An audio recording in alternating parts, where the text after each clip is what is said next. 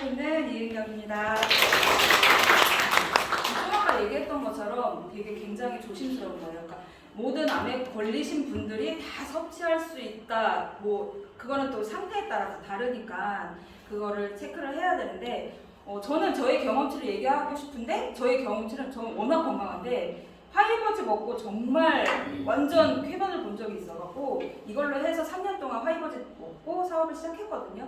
근데 요거는 너무 다 많은 분들이 알고 계시잖아요. 근데 요거 말고 요즘에 우리가 주변을 돌아보면 암에 걸리신 분들이 굉장히 많아요. 그렇죠? 혹시 뭐 가족이나 완전 친한 지인분들 중에 암에 걸리신 분이 있나요? 굉장히 많죠. 많아요.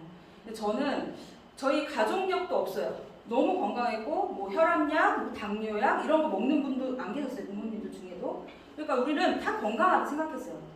근데 어느 날 저희 언니가 제가 이제 30년 동안 같이 살다가 이제 결혼 언니가 해서 저도 이제 다 따로 살긴 했는데 어쨌든 먹는 식습관들이나 이런 생활 환경은 한 집에서 같이 살고 같이 먹었으니까 비슷하잖아요. 근데 몸 자체는 달랐어요.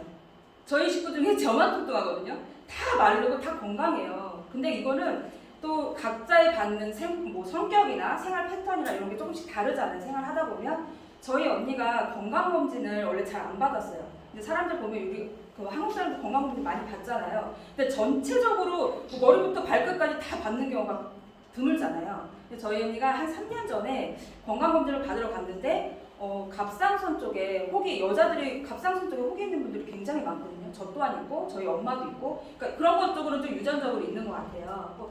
그거는 이제 계속 검사를 해본다고 생각을 했는데 그냥 안전한 형태였어요. 근데 저희 언니가 3년 전에 건강검진을 받다가 난 갑상선 쪽도 한번 추가적으로 해보고 싶고 복부 초음파도 해보고 싶고 더 추가적으로 넣어서 했는데 그 검사를 하다 보니까 갑상선 암이 나온 거예요. 근데 갑상선 암은 다들 흔하다고 하잖아요. 근데 흔해도 암은 암이거든요. 본인들은 다 주변에서 갑상선 암 괜찮아 하는데 본인은 암이야. 너무 심각하거든요. 갑상선 암 검사를 하는데 더 정밀 검사를 해보라고 한 거죠. 근데 정밀 검사를 하다 보니까 복부 초음파를 하다 보니 신장암이 나온 거예요.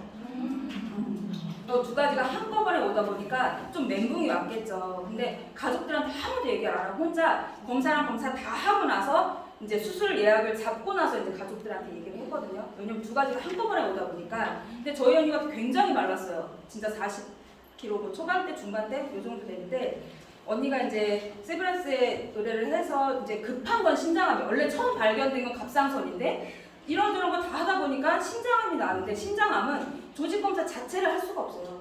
뭐 갈비뼈 등 쪽에 붙어 있어서 조직 검사를 할 수 없고 그냥 의사 선생님 판단 하에 이건 신장암이다. 암 덩어리긴 한데 혹이 있으니 이걸 절제해서 개복해서 절제하는 방법밖에 없어요. 그러고 나서 이제 조직 검사를 하는 방법밖에 없거든요. 저 병원에서 신장암의 확률이 되게 높습니다. 근데 이게 갑상선은 그래도 천천히 이제 번지기 때문에 신장암이 급하다 해서 신장암을 먼저 수술을 합시다 했는데 이게 모든 게 둘 다 급하다 보니까 한 달 안에 2가지 암 수술을 했어요.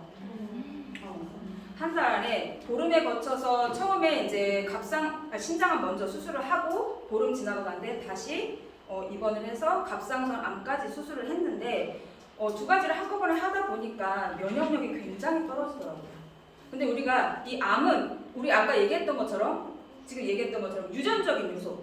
내가 암에 걸렸을 때 나는 그래 내가 어차피 지금 암에 걸렸는데 내 자녀들한테 이 암적인 유전적인 게 대물림 될까봐 굉장히 되게 많이 힘들어하세요. 그 안젤리나 졸리도 유방암으로 가족력 있잖아요. 근데 걸리기 전에 벌써 절제를 해버렸잖아요. 그런 것처럼 나보다 내 자녀들을 되게 많이 걱정을 하거든요.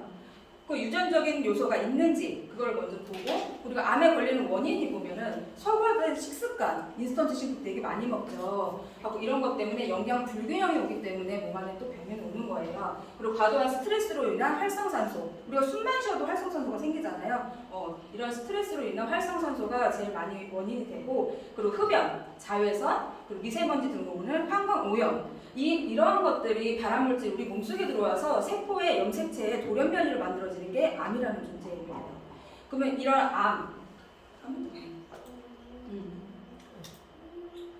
아까 얘기했듯이 저희 언니가 이제 갑작스러운 이제 2가지 암 수술을 해서 면역력이 떨어지면서 온몸에 두드러기 증상이 나타나는 거예요. 머리부터 발끝까지. 잠을 잘 수가 없대요. 스트레스 받지 말라고 하는데 잠을 잘 수가 없는 거예요. 그럼 스트레스가 너무 심하다 보니까 잠도 못 자다 보니 계속 이거 반복돼 가는 거예요. 하고 온몸에 다 이렇게 나다 보니까 약을 먹어야 되는데 신장은 마지막 걸러주는 역할을 하기 때문에 아무 약이나 막 먹는 걸 되게 조심스러워하거든요. 병원에도 물어보고 하는데 웬만하면 먹지 말아라. 바르는 것도 경피독도 있잖아요. 경피독으로 암으로 오는데 이것 또한 조심스러우니까 매일 약을 섭취를 하면서도 되게 걱정을 많이 했어요.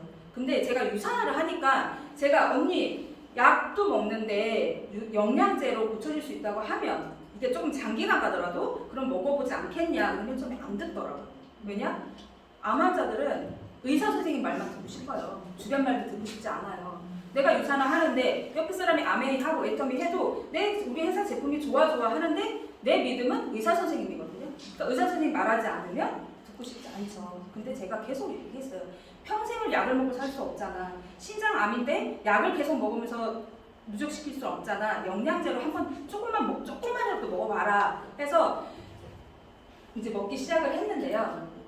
우리가 이렇게 4가지 제품을 제가 권해드렸어요. 왜냐? 갑상선암, 신장암이 있기 때문에 먹는 약들도 있기 때문에 그 다른 외에 이런 영양제도 약으로 생각하거든요. 사람들이 먹는 것 자체를 너무 힘들어하기 때문에 제가 딱 이 4가지만 했어요. 면역하고 염증을 조금 내려줄 수 있는, 면역은 높이고 염증을 내려줄 수 있는 이 4가지 제품만 권해주는데요. 그전에는 저희 언니도 이제 좀 변비가 있어서 화이버지 제품하고 헬스팩을 먹으라고 했는데 언니는 워낙 마르고 속이 위쪽이 안 좋다 보니까 이게 좀 먹는 게 조금 힘들다 해서 유산이 멀지 정도? 이 정도만 먹고 있었거든요.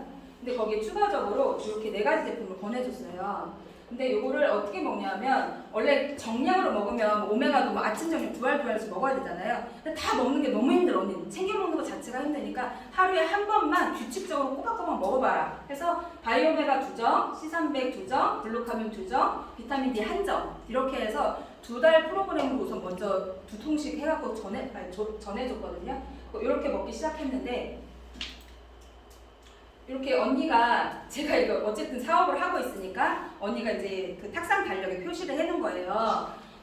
언니가 이제 제가 3년 전에 수술했다 했잖아요. 2019년 3월에 이제 2번의 암을 수술을 하고 10월 달부터 이제 면역력을 2가지 수술 다 하다 보니까 면역력이 떨어져서 두드러기 증상이 다 올라왔어요. 근데 12월에 이제 막 12월부터 약을 먹기 시작한 거예요. 3일에 한 번씩 먹고 이틀에 한 번씩 먹고 점점 심해지니까 3일에 한 번, 이틀에 한 번, 하루에 한 번 매일 먹다가 이제 유산화 영양제를 한번 먹기 시작해볼게요. 저희 언니가 저한테 이렇게 카톡으로 남겨준 거거든요. 이제 이거 달력 표시해서 그 영양제를 언제부터 시작을 했는지 그리고 약을 언제 먹었는지 표시를 했는데 유산화 영양제를 먹기 시작한 게 4월 말쯤이에요. 말쯤에 먹으면서부터 이틀 지나고 나서부터는 4일에 한 번씩 먹을 약을 그렇게 먹고 6월 초에서부터는 아예 영양제만 먹고 약을 끊을 정도로 두드러기 증상은 약간씩 오긴 하는데 참을 수 있을 만큼 그전에는 막 조금 증상 올라오면 온몸이 다 해서 응급실 갈 정도 되니까 약을 먼저 막 미리 먹고 막 이랬는데 지금은 지금 벌써 2020년 6월에 두드러기 안 나고 나서 약 끊고 나서 지금까지 아예 안 먹고 있고요.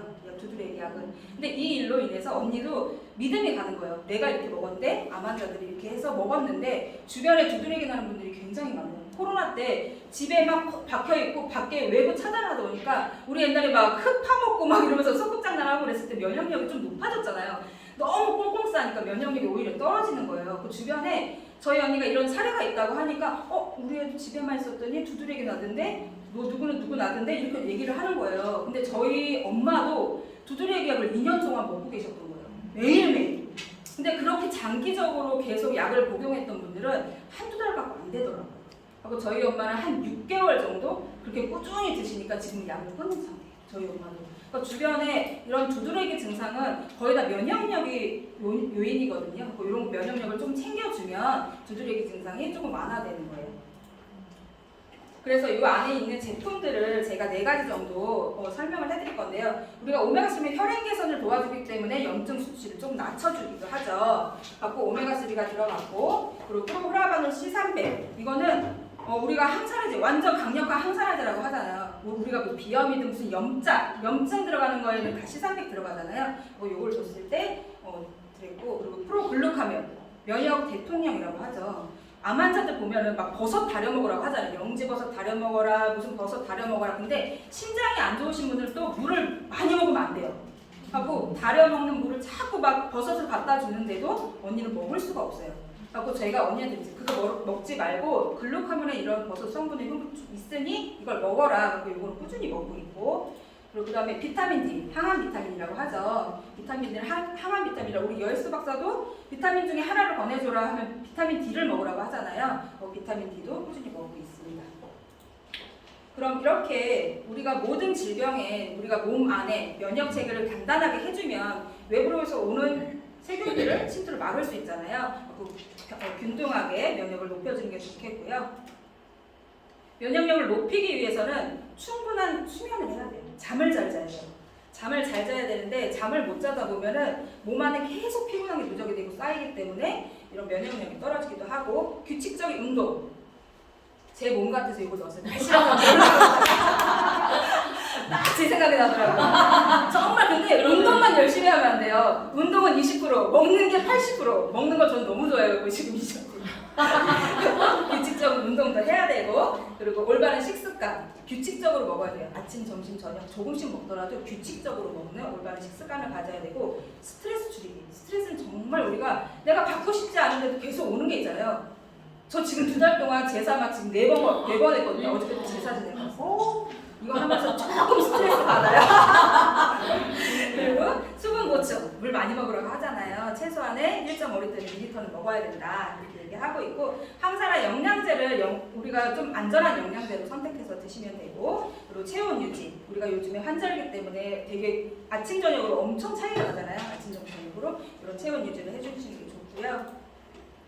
우리가 면역력을 높이기 위해서 우리 몸 안에 제일 최소의 단위인 세포가 건강해야 우리 몸 전체가 건강하다고 하잖아요. 그러면 우리가 지금 유산화 하고 있잖아요. 유산화의 비전이 뭐예요? 여러분 박사님이 미생물학 면역학 박사님이시잖아요. 이런 세포를 연구하고 하시는 분이 만든 회사예요. 다음은 우리가 아까 얘기했던 정성희 교수님 얘기한 것처럼 150명 이상의 연구진들이 전문 연구진들이 과학자들로 구성되어 있는 연구진을 갖고 있습니다. 그리고 인셀리던스는 우리가 세포에 직접적으로 영향을 주는 거잖아요. 우리 유산화에는 인셀리던스 영양제가 몇 개 있을까요? 처음으로 종합비타민, 헬스텍, 센센셜즈, 그리고 글루코사민, 그리고 헤파실, 그리고 글루카민, 아까 얘기했던 것처럼 글루카민 이렇게 있어요. 그리고 이러한 영양제들을 다른 회사랑 비교를 해봤을 때 이 질 좋은 영양제를 드시고 우리 모두 다 건강한 가족이 되었으면 좋겠습니다.